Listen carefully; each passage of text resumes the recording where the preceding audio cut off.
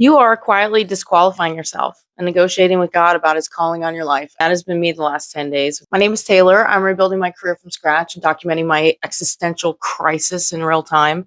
This is day 63 of my comeback. If you know that you were called to do greater things, but you don't really know what they are, this is a safe space. The voice that kept me off camera for 10 days just kept finding other things for me to do, something more urgent, more justified. And because it sounded exactly like my own voice, it felt like honesty. That's what makes deception so scary. I wasn't falling apart.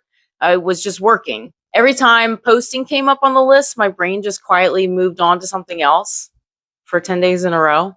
Guilt, obviously, is associated with all of that because the one thing I said I was committed to publicly, I just kept dropping. Yesterday, I went to church. Every time I walked back in, God has something very specific waiting for me. It was Moses standing in front of a literal burning bush and God himself speaking directly to him. Moses is arguing with God, who am I? I'm not eloquent. I don't have the words. Send someone else. He's not lacking a calling. He's lacking clarity about his own identity. He's negotiating with God. God doesn't argue with him. He just says, who made your mouth? Go. I will be with you. I will teach you what to say. The devil can't take away your gift, but he can rename it.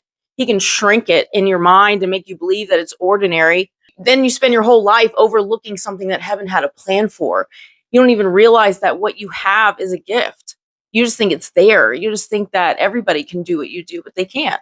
I can take something complicated and make it make sense. I can sit across from someone with a dream and no plan and help them build the bridge between the two. Most people don't fail because they lack vision. They fail because nobody ever showed them the system underneath it. That's what I do. That's what I'm good at seeing. For a long time, I didn't think it was special. I just thought that was me. I'm not standing here as someone who has figured it all out. I am imperfectly using the same process on myself that I would use to help anyone else rebuild. You're watching obedience in action. Here's 3 things to fulfill your assignment. First, God gives it. That's grace. You did not earn your gift. Secondly is you agree with it. That's faith. I don't know how, Lord, but I believe you.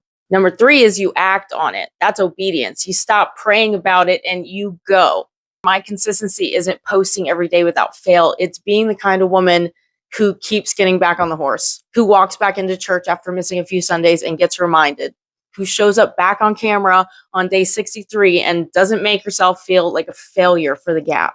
The returning is the consistency. You don't need a sign. You don't need more clarity.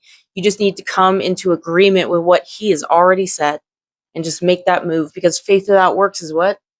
If you've been avoiding the thing, staying busy, quietly disqualifying yourself, this is your reminder. Any day you come back to it is a good day.